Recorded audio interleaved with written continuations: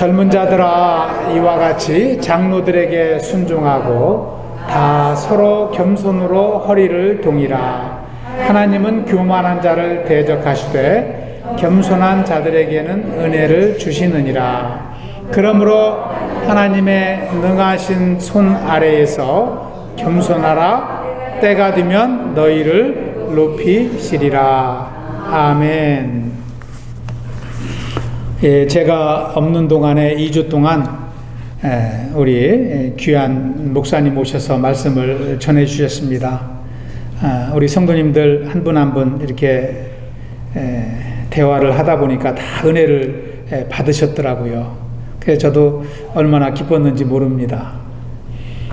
또 귀한 목사님이 두 분이 오셔서 제가 없는 동안 말씀을 전해 주셔서 제가 오늘 말씀을 준비하면서 더 힘써 기도하지 않을 수가 없었습니다.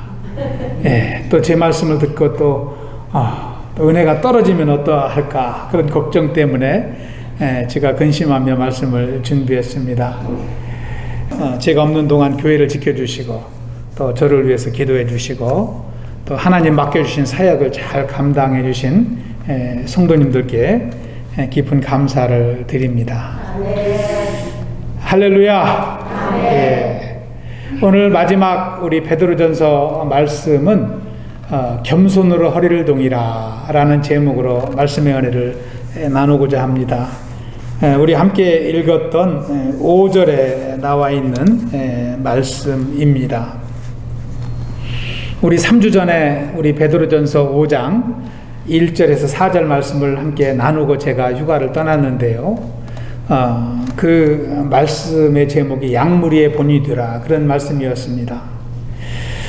그 말씀은 교회 안에 있는 두 직분, 목사와 집사, 이 두 직분 중에서 목사에게 주는 말씀이라고 그랬습니다. 그래서 제가 저에게 설교를 하고 제가 휴가를 떠났었습니다. 그런데 오늘 주시는 말씀은 그 두 직분 중에서 집사에게 주시는 말씀입니다. 5절을 보시면 젊은 자라고 이렇게 기록을 하고 있습니다. 젊은 자들아 이와 같이 장로들에게 순종하고 이렇게 베드로 사도는 말씀을 시작하고 있습니다. 여기서 말하는 젊은 자라는 것은 younger men 이렇게 기록이 되어 있어요. younger men than elders. 그러니까 장로들보다는 젊은 사람들입니다. 다시 말하면 나이만 젊은 사람들을 지칭하는 것이 아니라 여기서 젊은 자라는 것은 교회 안에 있는 성도들을 말하는 것입니다. 오늘날은 꼭 그렇지는 않습니다만은 초대교회 당시에는 대부분 목회자가 성도들보다 나이가 많았습니다.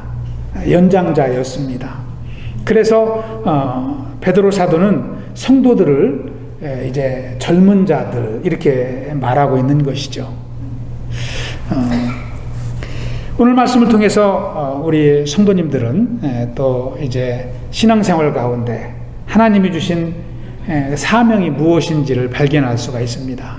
그 사명을 잘 깨달을 때 우리가 신앙생활 가운데 승리할 수 있고 또 하나님의 뜻을 잘 따르며 또 사역을 감당할 수 있게 됩니다. 우리가 참 주님 주신 사명을 잊지 않고 감당할 때 우리 지난주 나눈 말씀과 같이 예수님께서 다시 오실 때 시들지 않는 면류관을 받게 될 줄로 믿습니다. 저와 여러분이 오늘 말씀을 통해서 사명을 회복하는 귀한 복된 시간 되길 축원합니다. 그러면 하나님께서 젊은 자, 성도들에게 주시는 첫 번째 사명이 무엇일까요? 5절에 나와 있습니다. 우리 다시 한번 읽어보겠습니다. 5절 말씀 시작. 젊은 자들아 이와 같이 장로들에게 순종하고 다 서로 겸손으로 허리를 동이라. 하나님은 교만한 자를 대적하시되 겸손한 자들에게는 은혜를 주시느니라. 아멘. 첫 번째 성도의 사명은 순종하고 겸손한 것입니다. Submissive and humble. 근데 여기서 누구에게 순종하라고 말씀하고 있습니까? 장로들에게 순종하라고 말씀합니다. 우리 성도들이 하나님께 순종해야 된다는 것은 잘 알고 있습니다. 그런데 베드로 사도는 오늘 5절 말씀에서 목사에게 순종하라 이렇게 말씀하고 있어요. 교회 안에 있는 목회자에게 성도는 순종해야 된다 이렇게 가르치고 있는 것입니다. 목사에게 순종하라는 것은 다시 말씀드리면 목사의 성경적 가르침을 잘 받아들이라 그런 뜻입니다. 목사의 가르침을 잘 배우고 또 그 말씀에 따라 살아가라는 것입니다. 그것이 목사에게 순종하는 것입니다. 지난주에도 말씀을 드렸습니다마는 원래 성도들을 양육하는 것은 양무리를 치는 것, 양육하는 것은 예수님의 사역이라고 그랬습니다. 그런데 예수님께서 종들을 세우시고 주님의 종들을 세우시고 그 종들에게 그 예수님의 사역을 위임하신 것입니다. 그래서 목사의 성경적 가르침을 받아들이지 않는 것은 곧 예수님께 불순종하는 것과 마찬가지입니다. 그래서 베드로 사도는 목회자의 가르침을 잘 따르라고 이렇게 권면하고 있는 것입니다. 5절에 교만한 자를 대적하신다 이렇게 말씀하고 있지 않습니까? 하나님은 교만한 자를 대적하신다. 그러니까 순종하지 않는 자가 교만한 자가 되는 것이죠. 여기서 대적한다는 말의 원어의 의미는요, 하나님께서 하나님의 군사를 가지고 공격하신다는 뜻입니다. 여러분, 우리 인간 중에 하나님의 군사를 대적하여 싸워 이길 사람이 있을까요? 없습니다. 그러니까 하나님이 교만한 자를 그렇게 미워하시는 것입니다. 여러분, 민수기 12장에 보면은요, 모세를 하나님의 종으로 하나님이 세우셨지 않습니까? 그리고 동역자로 누구를 주셨어요? 그 모세의 형과 누이를 동역자로 주십니다. 그래서 모세의 형 아론과 모세의 누이 미리암을 동역자로 주시는데, 이 형과 이 누이가 평소에는 이 모세를 잘 동역하다가 민수기 12장에 보면은 하나님께서 모세에게만 이 고난을 주셨느냐, 우리도 종으로 세우지 않으셨느냐 이렇게 하면서 모세를 대적합니다. 그러니까 하나님이 그 두 사람을 조용히 불러내요. 불러내면서 8절에 보면은 뭐라고 말씀하시냐면은 너희가 어찌하여 내 종 비방하기를 두려워하지 않느냐 이렇게 말씀하십니다. 혈통으로 보면은 모세의 손 윗사람 아닙니까? 형과 누이니까. 그런데 하나님이 모세를 종으로 세우셨는데 그 모세에게 불순종하는 것을 용서하지 않는다는 것입니다. 그러면서 미리암에게 이 나병을 이렇게 하나님이 벌로 주시지 않습니까? 그래서 눈과 같이 문둥병이 걸리게 됩니다. 또 민수기 13장에 보니까 모세는 12명의 정탐꾼을 이제 가나안에 파견하게 되죠. 하나님의 명령을 받고 가나안을 정탐하게 합니다.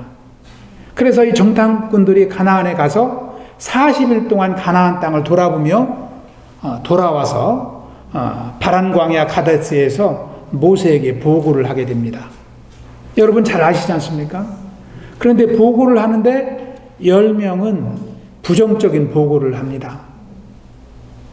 가나안에 가보니까 막 거인들이 살고 있고 아직도 이방 족속들이 무수히 살고 있어서 우리는 그 가나안 땅에 갈 수가 없습니다. 우리가 가나안 땅에 들어갔다가는 우리는 다 멸망하고 말 것입니다. 10명의 정탐꾼들이 그렇게 보고를 합니다. 그런데 2명 갈렙과 여호수아는 어떻게 보고를 합니까? 아닙니다. 가나안 땅에 갔더니 젖과 꿀이 흐르는 땅입니다. 그곳은 분명히 하나님이 주신 땅이 분명합니다. 우리는 그 땅에 들어가면 이방 족속들을 몰아내고 우리가 차지할 수 있습니다. 우리는 들어가야 됩니다. 2명은 그렇게 보고를 합니다. 긍정적인 보고를 하지요. 그런데 이스라엘 백성들은 누구의 보고를 따르게 됩니까?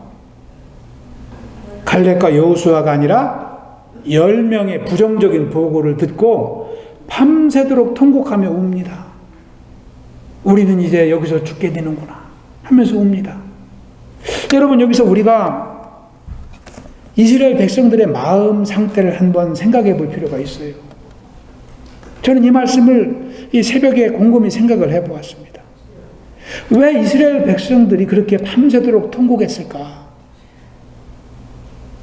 왜 두 명의 긍정적인 보고도 있는데 모두 다 10명의 부정적인 보고를 듣고 그것을 믿고 울부짖었을까? 여러분, 왜 그랬다고 생각하세요? 왜 이스라엘 백성들이 다 우리는 죽었다라고 통곡했을까요?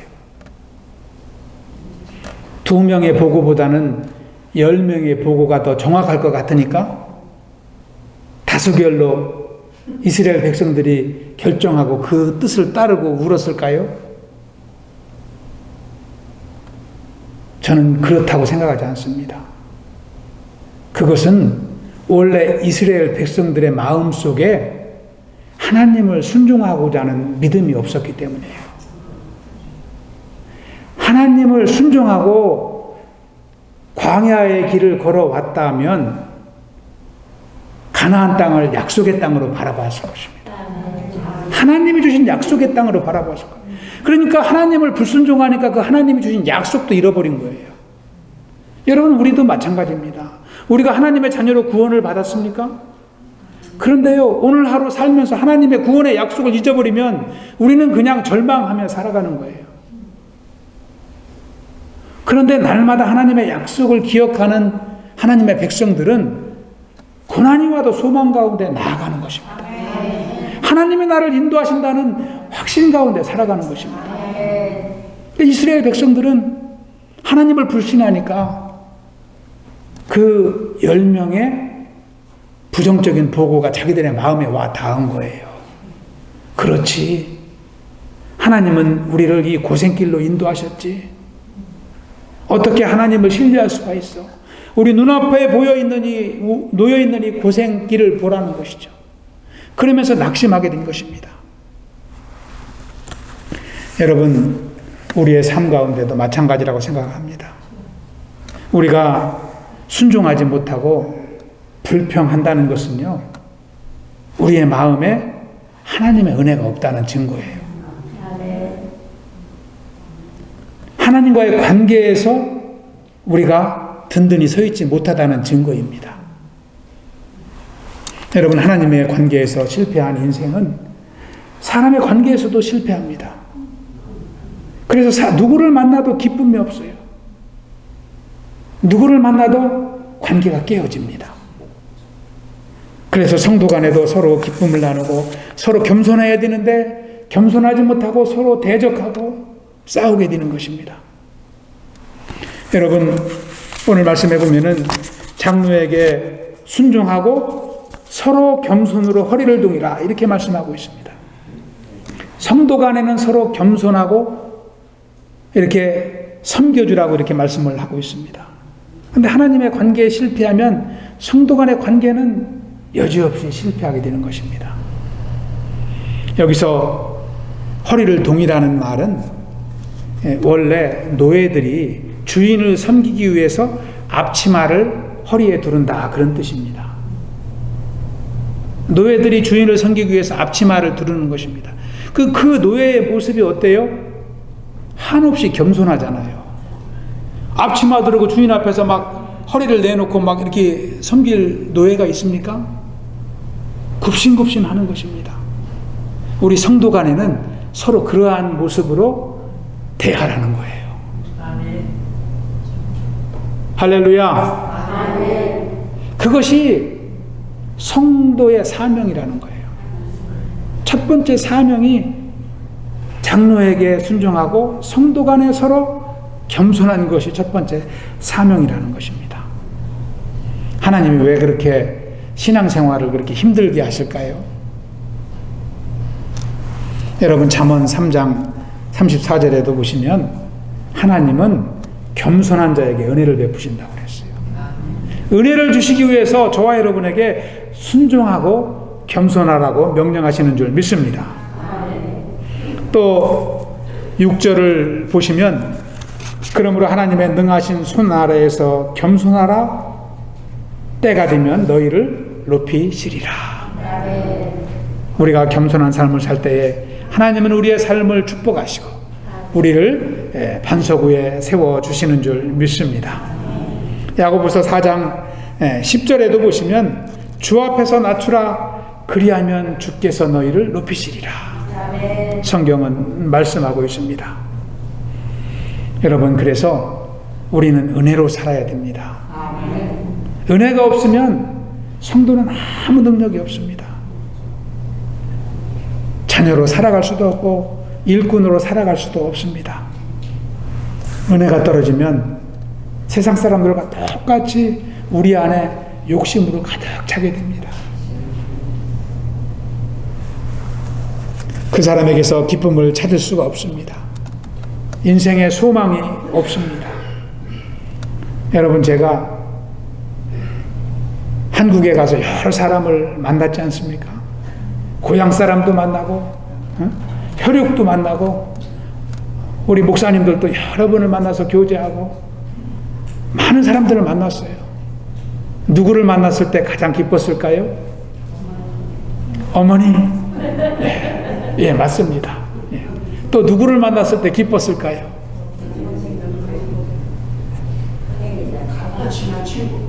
예, 아닙니다. 고향 사람도 아니고요, 혈육도 아니고요,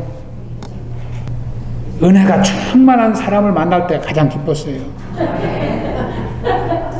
고향 사람도 은혜가 없는 사람들은 만나도 같이 밥을 먹어도 별로 기쁨이 없어요. 가족도 그렇습니다. 형제도 그렇습니다. 오래간만에 만난다고 무조건 기쁜 게 아니에요. 그 기쁨은 잠시 30분이면 떨어집니다. 근데 은혜 있는 사람은 하루 종일 만나도 기뻐요. 여러분, 이 말씀을 생각하면서 제가 우리 그 텍사스에는 가끔가다 썬더 스톰이 오잖아요. 그러면 가끔가다 전기가 나갑니다. 저렇게 전기가 나가잖아요. 여러분, 전기 나갔을 때 집에 뭐 하세요, 여러분? 촛불 켜고 뭐 하세요? 아, 할렐루야. 기도할 수 있습니다. 예, 하나님을 묵상 기도할 수 있습니다. 예. 또 뭐 하세요? 요리하세요? 예. 아무것도 못하죠. 아무것도 못. 전기 나가면 아무것도 못합니다. 큰 집에 있지만 아무것도 못해요. 큰 냉장고도 아무 필요도 없어요. 큰 TV 아무 필요도 없어요. 뭐가 쓸모가 있겠어요? 성도는 은혜가 떨어지면 전기 나간 집과 똑같습니다. 우리는 은혜로 살아야 될 줄로 믿습니다. 저 여러분이 하나님께 순종하고 또 주의 종들에게 순종하고 또 서로 간에 겸손하며 은혜의 삶을 살 수 있길 축원합니다. 할렐루야. 두 번째 성도의 사명은 7절에 나와 있습니다. 우리 7절도 한번 읽어보겠습니다. 시작. 너의 염려를 다 주께 맡기라. 이는 그가 너희를 돌보시니라. 아멘. 우리의 사명은 염려하지 않고 염려를 주님께 맡기는 것입니다. Cast all our anxiety on Him. All anxiety, all troubles, all worries. 어떠한 인생의 고민과 근심 다 하나님께 맡기라는 거예요. 여기서 맡기라는 말이 영어로 cast라고 되어 있지 않습니까? cast라는 말은 throw, 던지라는 거 아닙니까? 던지라는 거. 하나님께 던져버리라는 거예요. 염려를. 주라는 것입니다. 어떤 영어 성경에는 give them to God 이렇게 되어 있어요. 하나님께 다 염려를 다 드리라는 거예요. 그것이 맡기는 거예요. 맡기지 않는 염려는 하나님이 돌보시지 못하죠. 맡겨야 하나님이 돌보시는 것입니다. 여러분, 제가 휴가를 떠나면서 주일 예배 우리 목사님께 맡겨드렸잖아요. 맡겨드리니까 은혜롭게 여러분 말씀을 선포하시고 여러분 은혜 받으셨잖아요. 수요 예배 또 목사님을 초청해서 맡겨드렸어요. 그러니까 얼마나 잘 감당하셔요. 목소리도 크시고 막 열정도 많으시고. 할렐루야. 새벽기도 우리 권사님들께 다 맡겨드리고 갔어요. 한 분 한 분 다 이렇게 새벽기도 다 맡겨드렸더니 제가 있을 때보다 더 많은 분들이 나오셔서 새벽기도 하셨더라고요. 평소에는 가끔가다 한두 번 빠지시는 분들도 막 매일 나오셔서 기도하시고. 맡기니까 너무 편해요. 제가 너무 편하게 다녀왔습니다. 맡기지 않았으면 제가 떠나서 얼마나 근심했을까요? 여러분, 사람이 염려하는 것은요, 염려할 일이 많기 때문에 염려하는 것이 아닙니다. 염려할 일이 많은 사람도 믿음으로 하나님께 맡기고 사는 사람은 염려하지 않습니다. 근데 염려할 것이 조금밖에 없어도 맡기지 못하는 사람은 늘 그 염려 때문에 근심하며 사는 거예요. 그러니까 이 땅에 사는 사람 중에서 염려 없는 사람이 누가 있겠어요? 다 염려는 있습니다. 그런데 맡기느냐 맡기지 않느냐에 따라서 평안의 삶을 사느냐 근심의 삶을 사느냐인 줄 믿습니다. 여러분, 사도 바울은 복음을 전하면서 많은 대적자들이 있었습니다. 가는 곳마다 복음을 방해했어요. 그런데 바울이 담대하게 복음을 선포하며 평안의 삶을 살았던 것은 하나님께 맡기며 살았기 때문입니다. 그러면서 자신의 신앙생활의 그 경험을 빌립보 성도들에게 이렇게 권면합니다. 빌립보서 4장 6절 7절에 보시면 우리 한번 합독해 보겠습니다.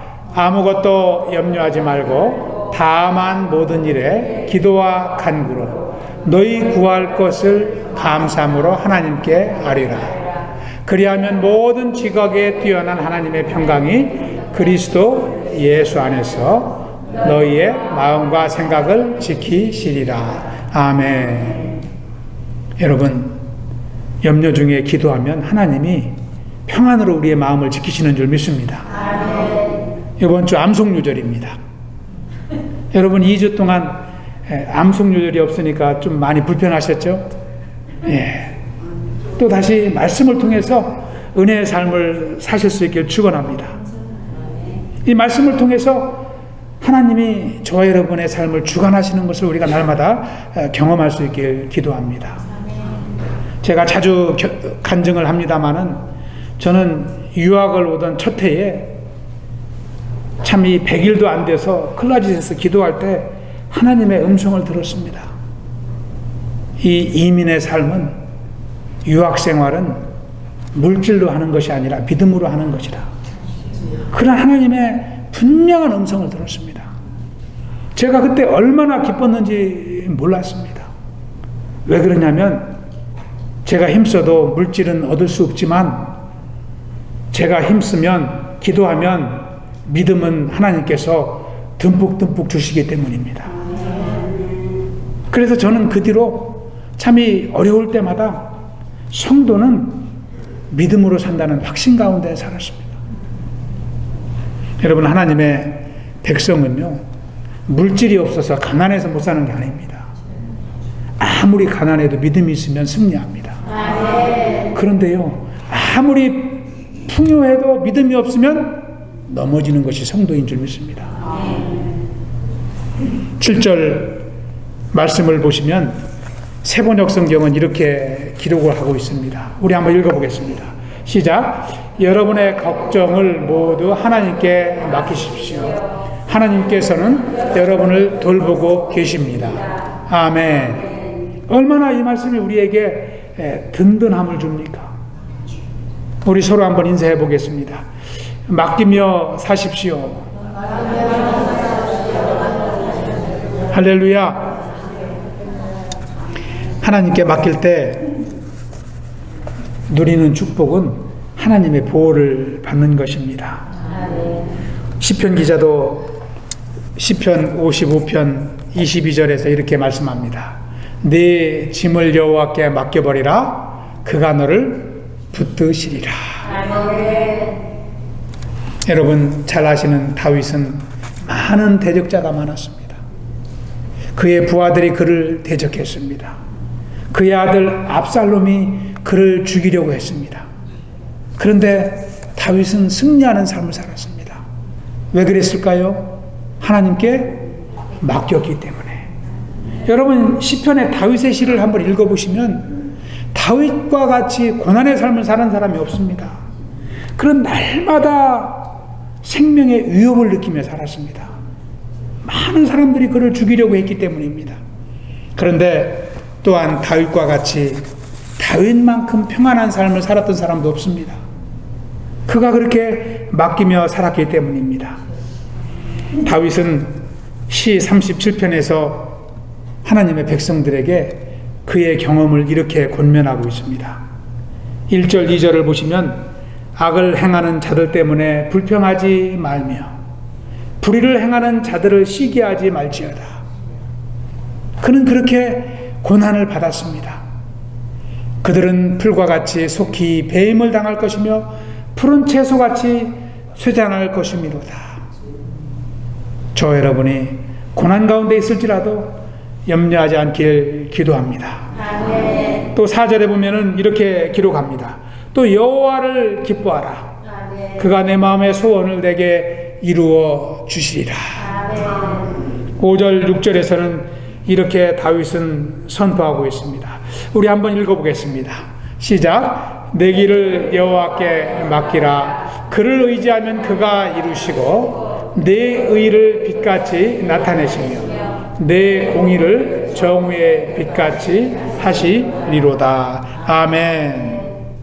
저와 여러분이 하나님께 맡기며 하나님의 응답의 삶을 경험할 수 있길 축원합니다.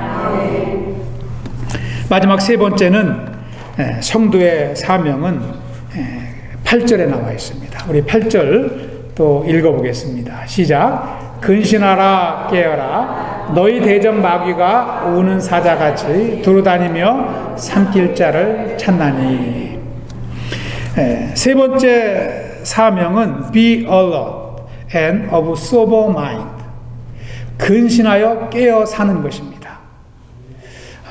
사도 베드로는 이 베드로전서에서 근신하라는 말씀을 반복하면서 기록하고 있습니다. 근신한다는 것은 sober, 정신을 차리고 있는 상태로 머물러 있는 것이 근신하는 것입니다. 정신 차리고 있는 것. 이 군에서 군인이 보초를 쓸 때 그런 상태를 말하는 것이죠. 정신을 바짝 차리고 적을 감시하는 것입니다.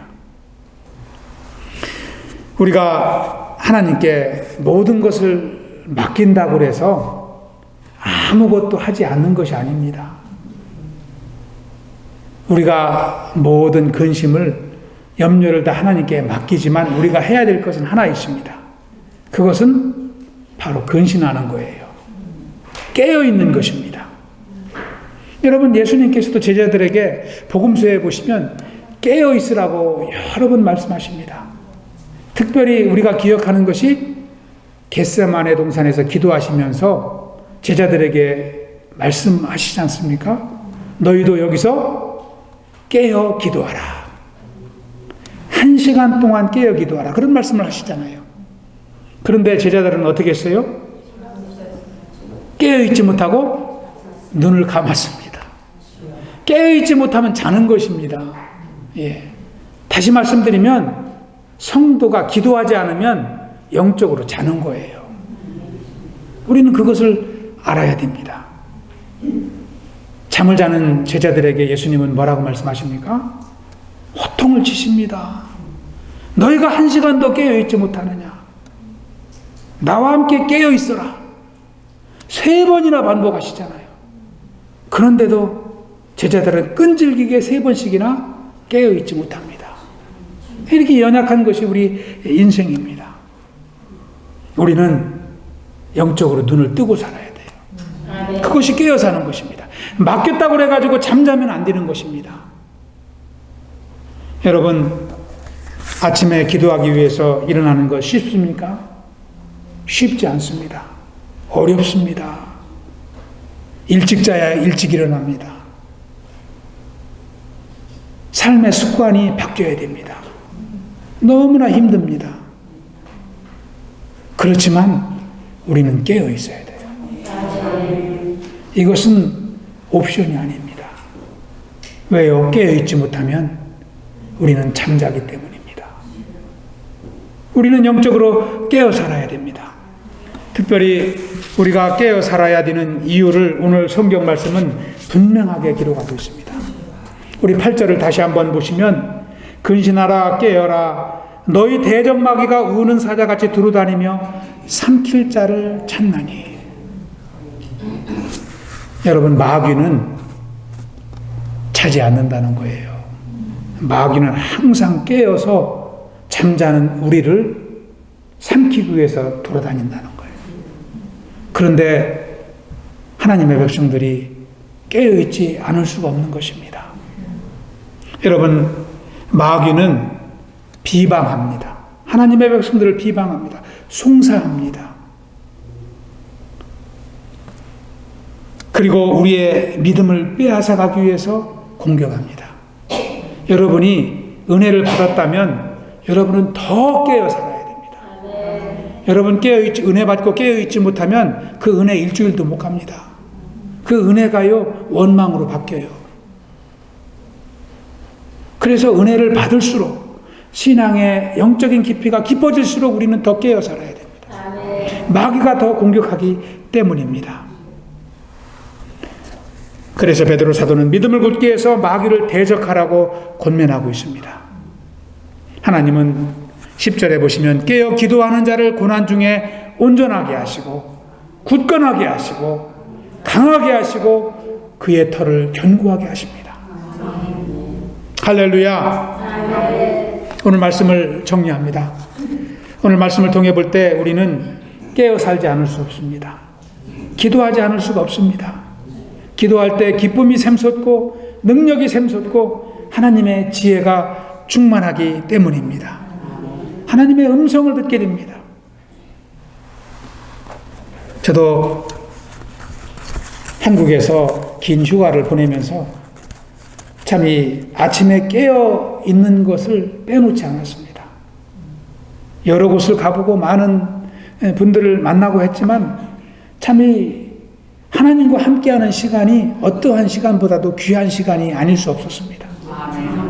이 시차가 바뀌니까요 더 일찍 깨어나요. 2시에 깨어날 때도 있고 3시에 깨어날 때도 있고 깨어나면 다시 잠을 못 자고 거실에 나와서 말씀을 보기도 하고 참 그리고 5시에 새벽 기도를 시작하니까 4시 반 되면 이제 아파트를 나가서 교회를 향하게 되고 그러면 그 시간이 그렇게 좋아요. 여기서는 말씀을 준비하느냐고 늦게까지 이렇게 말씀을 준비하고 잘 때가 많았는데 일찍 자고 말씀도 준비하지 않고 그냥 시간 되면 성경책만 들고 새벽 기도하니까 더 좋더라고요. 그냥 성도님들 속에서 그냥 듣고 또 말씀 끝나면 기도하고 또 오고 막 이렇게 귀한 시간을 보냈습니다. 그러면서 두고 온 교회를 위해서 기도하고 또 두 분의 목사님들을 위해서 기도하고 또 새벽 기도를 인도하시는 우리 권사님들을 위해서 기도하고 성도님들 한 가정 한 가정을 막 이렇게 생각하면서 기도하는 것이 참 그렇게 은혜가 되었습니다. 깨어 사는 것이 기쁨인 줄 믿습니다. 오늘 참 이제 베드로 사도는 오늘 말씀을 통해서 성도들에게 3가지 사명을 주셨습니다.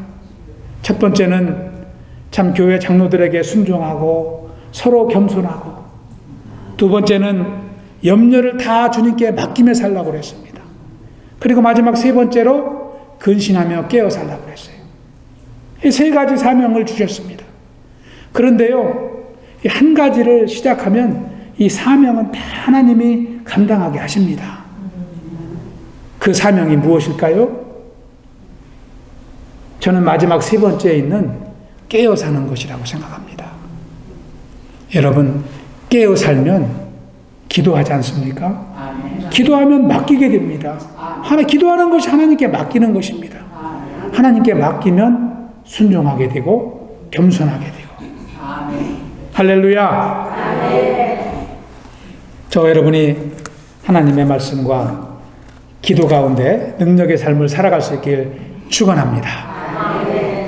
베드로전서를 마치면서 우리 코브교회 온 성도님들이 우리 믿음의 공동체가 삶 가운데 때로는 크고 작은 참 어려움이 있고 또 불편한 일들이 있을 수 있지만 그 고난 중에도 하나님의 말씀을 의지하고 기도 중에 깨어 삶으로 하나님의 은혜와 능력을 덧입을 수 있길 축원합니다. 그래서 우리가 받은 그 기쁨과 은혜와 능력을 이웃들에게 나눠주며 살아갈 수 있는 우리 코브교회가 되길 축원합니다.